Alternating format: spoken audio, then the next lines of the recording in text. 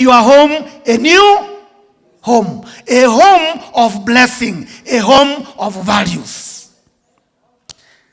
Number 3. Let us bring God back to our schools, our learning institutions. It looks like we are dealing with many other things and we have forgotten God and we have chased God away from our institutions. And that's why our young people have embraced the lifestyle that they have embraced. But of course, copying it from some of our parents. And here, especially talking about men.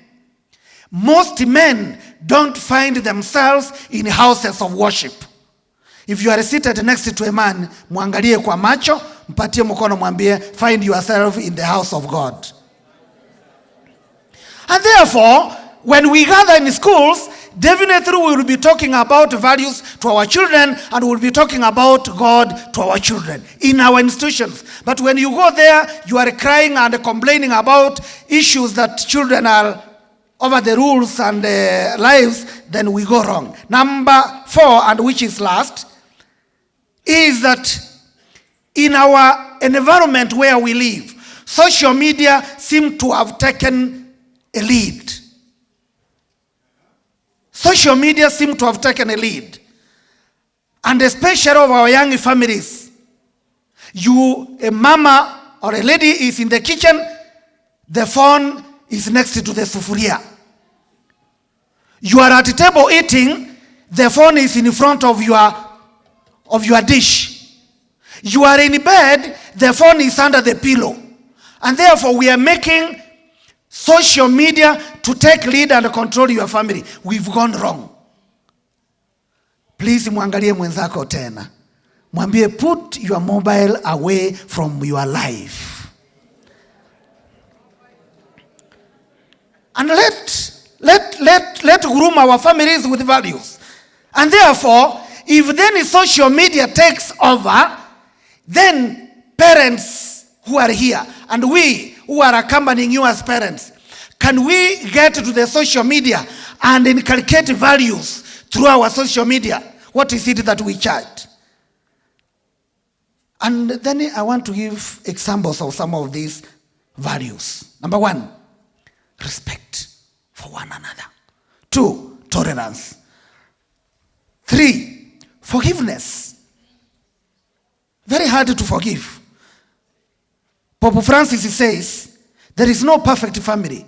Neither can you find a perfect husband. Neither can you find a perfect wife. Therefore, in our imperfectness, make yourself perfect. Mwangalie huyo mwenzako.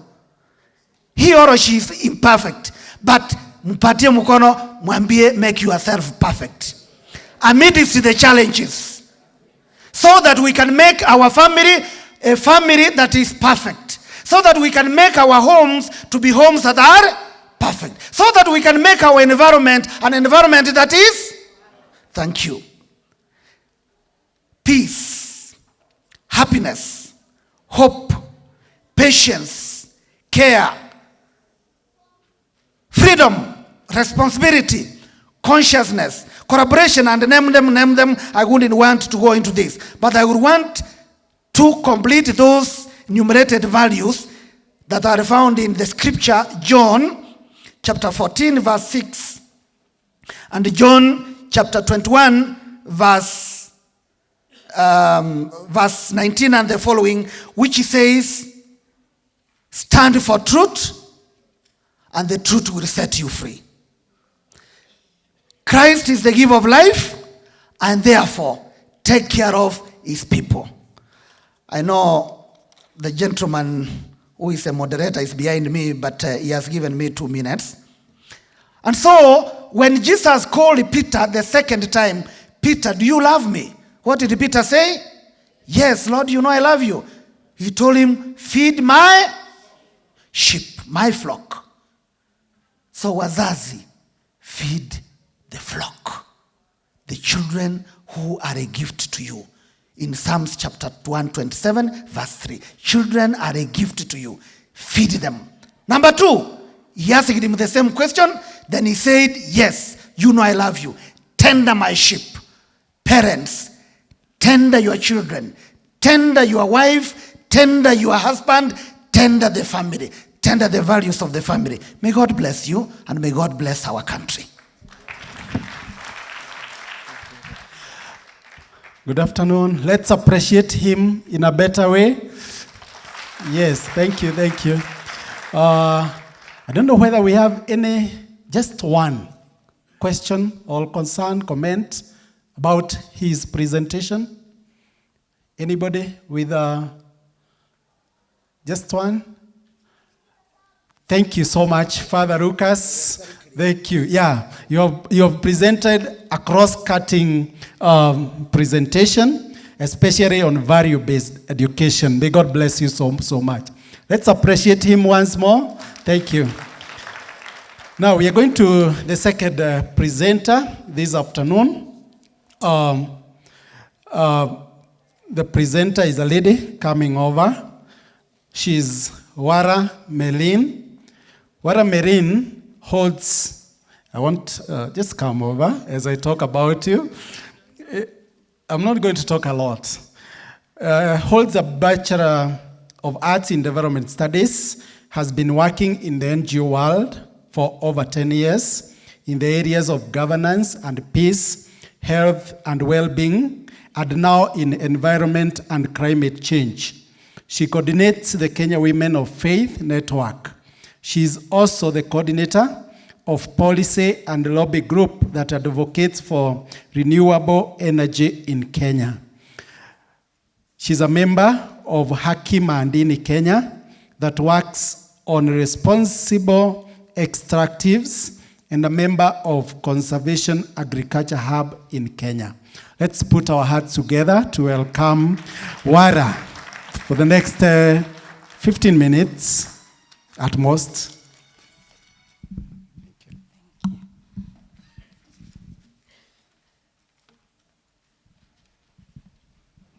Thank you so much. Good afternoon, everyone. I am short. I like attention. I am a lady. Good afternoon, everyone. That's better. So as he has said, I don't know where he got all those things he has mentioned, but as he has said, my name is Maureen. I work for the Interreligious Council of Kenya, and I'm glad to be here today. So I want to first of all say, Jacinta, thank you so much for making environment and climate change a sub-theme within the International Day of Families. People never get that connection, but I'm grateful that it is there today. So could we go to the next slide? Because I think that has been taken care of. I don't want to take a lot of time. So not to take a lot of time on this also, please go to the next slide, because that is just, so I would like to introduce to you a little bit what Interreligious Council of Kenya is. So Interreligious Council of Kenya is a coalition of main faith communities in Kenya. And the previous presenter, is always difficult to talk after your boss. He's my boss on so many levels. And our commission, or members of the Interreligious Council of Kenya is, as you can see there, the Christians. Let me just sum them up: Christians, Hindus, and Muslims. So as he said, the moderator said, coordinating the Kenya Women of Faith Network, and I'm very grateful that two members of Kenya Women of Faith Network are here and in here today. Hi, Sabina. Hi, Priska. Those are my bosses. I have very many bosses. And also, we have another arm that is for Kenya Interfaith Youth Network that deals with youth issues that cut across. So our mission is to promote tolerance and understanding among faith communities in Kenya through mobilizing joint actions for social and economic development. And that is the core of what the family tries to do. At the same time, as he said, and I'm glad that he mentioned that I'm a groomed member of a Conservation Agriculture Hub in Kenya. I know you're wondering what it means, and I'm also glad that the person who chairs and coordinates that hub is here. Hi, Stefan. Yes, so it's good to have those mentioned. So our core values are unity and tolerance, compassion and charity, stewardship, non-partisan, and innovativeness. Next slide, please. So that is just a little bit of, an analysis to get us to understand why is it important to talk about climate change and gender in a meeting like this. So number one is to just tell us gender triple role. Of course, reproductive, productive, and community roles, which somebody can take and interpret according to reproductive who. It goes to who. Is a reproductive role only for women, or is it for men as well? That is a question we can ask ourselves. And who bears the most responsibility? That is interesting, biology 101. Is it, do we have below 18 in this room? Okay, so let me make my presentation modest a little bit. So number two is access and control over resources, benefits and opportunities. So that one we would try to ask ourselves who fits there, which gender? Is it the man who has access? Is it the man who has control? And is it the man who shares or benefits from opportunities and resources, or is it all gender? And number three is practical and strategic needs and interests of women when it comes to gender. So that is a small analysis that helps us to understand how injustice in the climate change department would affect families. Next slide, thank you. So that is a snapshot of the issues. So when we try to look at gender roles and responsibilities in the society, so we say the triple role. The first one is reproductive roles, childbearing and care. Who bears that responsibility? Don't answer. And then general household roles for the family and care. Who bears those?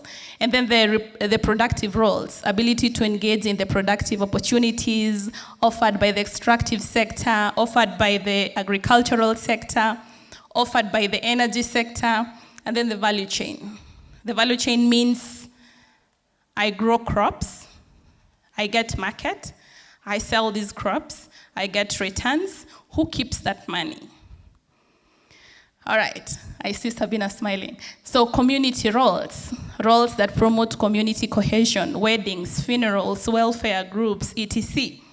Who is the chairperson?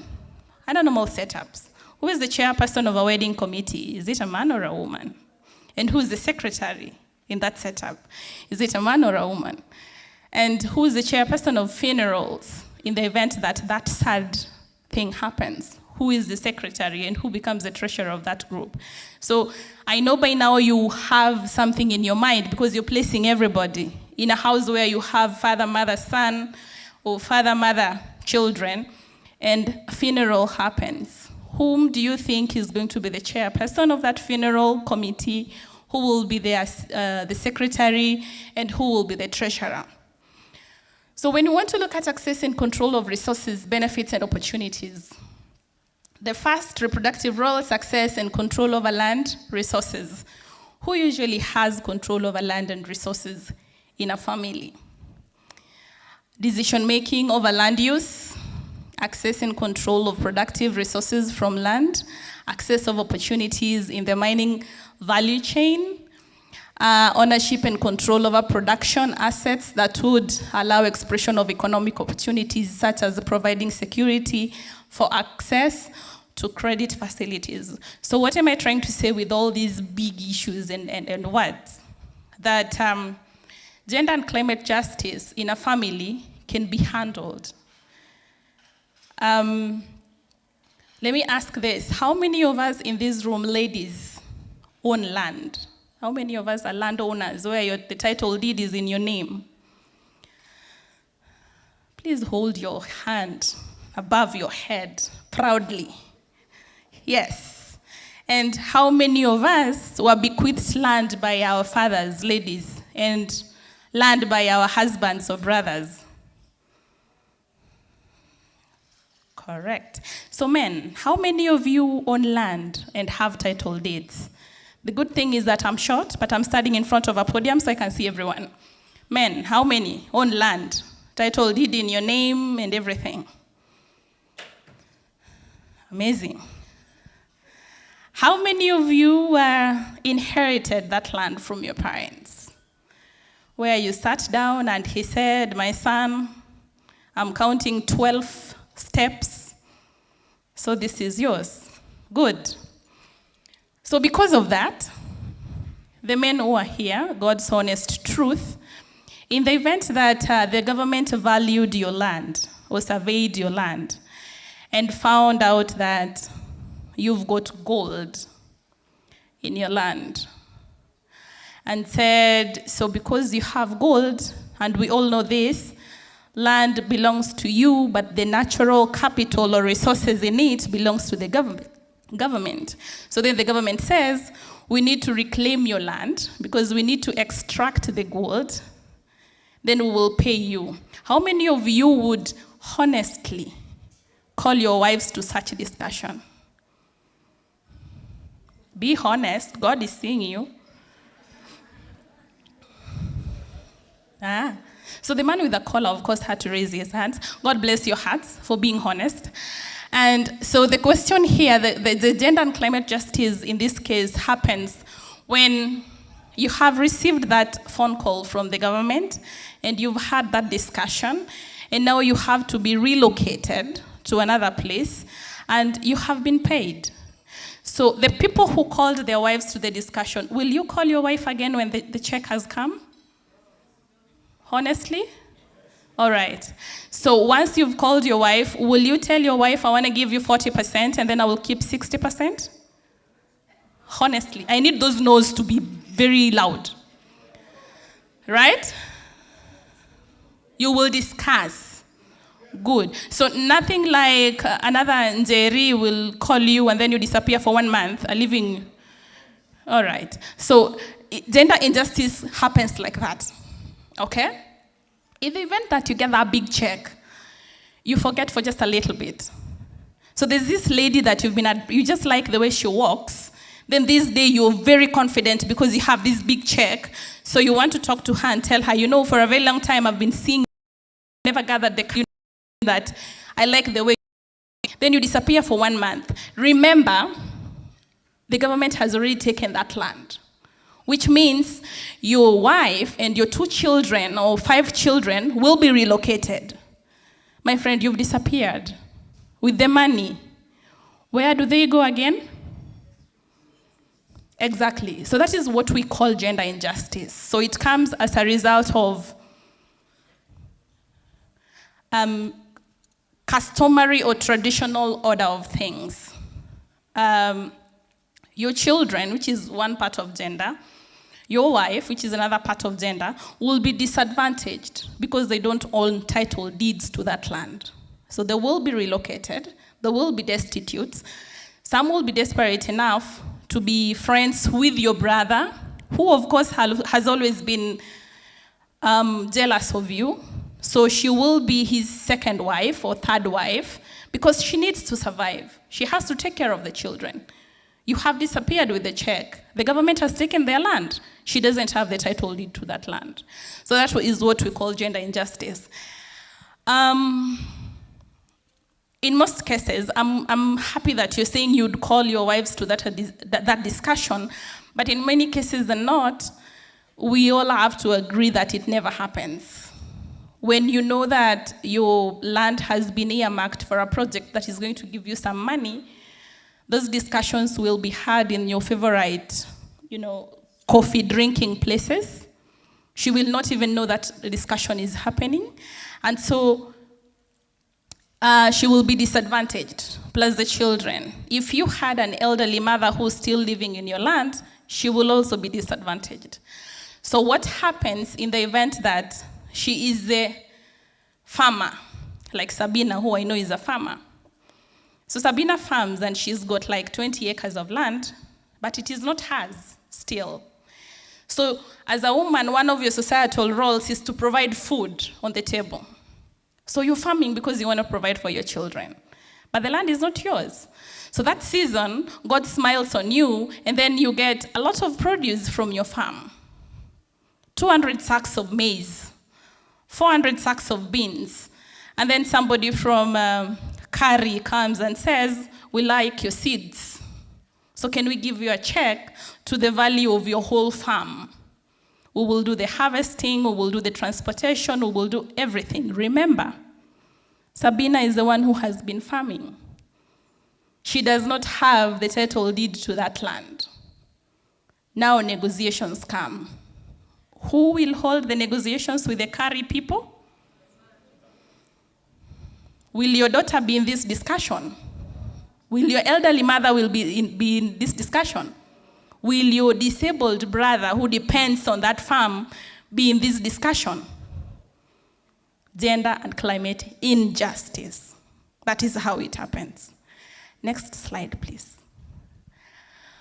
So that is basically explaining those things I've said in very many words. In that when it comes to giving life, we are not God, but we have that, privilege of being very beautiful for 9 months, where you don't have a choice of what clothes you're going to put on, but you're beautiful and elegant anyway. And your tummy is so big to the extent that you cannot. And then you make a deal with somebody to get this check, but the emissions that are coming from this sugar processing plant, the toxic air. So tell me again, will you not use those beautiful words like, these similarities and characteristics don't come to my other part of the family, but I think they are from your other part of the family. We do not have children with cleft lips in my family. Can't you see the way I'm a tall and dark and handsome man? How on earth do you think I would give you seeds to produce such a child? But the truth is, when you are agreeing to lease out the piece of land so that you can have a sugar processing plant, you didn't ask for her opinion. When your child is born with breathing defects, she tries to tell you, you still say you're a nagging woman. When your son tries to tell you, you still say millennials. You think you know better than everybody. Gender injustice in climate change happens like that. Because of our societal orientations, because of our societal norms, because of our attitude and behavior change, which makes it impossible or difficult for you to provide for your family as a woman, and for you to be peaceful in your family, and for you to be protective as a man, because climate change has happened. You do not understand it. So resilience needs to happen. So you jump up and take the check. You do not want to think about the effects. When it comes out, it affects children, it affects mothers, it affects the youth, it affects people living with disability, but it doesn't affect you. Thank you for listening to me. And thank you for inviting me, Jacinta. So I just wanted to bring that bit of it. It is a whole huge topic. I just wanted to give the sneak peek because it's in the afternoon and I love you all, but I don't want you to pray for me. So maybe I will share the slides, but if you need more information, I will give my email address and everything. Thank you so much. Thank you, Ara. Let's appreciate her in a better way. Hata kama ameuliza maswali ngumu, si ndio? Hasa kwa wanaume. Unajua watu wanatembea na title zao wengine. So we don't leave them behind, by the way. Hata ukijunguza hapa, here. We don't leave them behind. Just in case the other person. Anyway, that's on a lighter note. Now, I think you're moving on well. We want to go to the next presenter, unless there's any comment, concern on what she has presented. I'll give only 2, and this time gender balance. We start with the gentleman. Today we are talking about men, champions of families and environmental sustainability. So I'll start with the men. Okay, he's there. Good afternoon. A very short question. From our African culture and our traditions, we have known like fathers, grandfathers, disputing land, saying what portion of land a son would get or a daughter. Yes. In the case of a mother owning title deed, how does she do the distribution? Okay, I know Madam Wara has recorded. You are going to answer that question briefly. And then we go to that lady, please, very fast. We're only getting two. Good afternoon. My name is Pastor Njeri. I come from Mamlaka Hill Chapel, Nairobi. This is just a thank you for talking about it. I think through the interactions of ministering to people who are pastoralists, we have understood that it is really important for both the women and the men to be brought together and to be given the opportunity to talk about their resources or the resources that are in their community. So thank you very much for giving us a snapshot of how gender and climate change can actually work or not work together. Thank you. Okay, and now because that was a comment, let's hear the last, because today we have My name is Sonvir. Thank you very much, as you explained, we appreciate.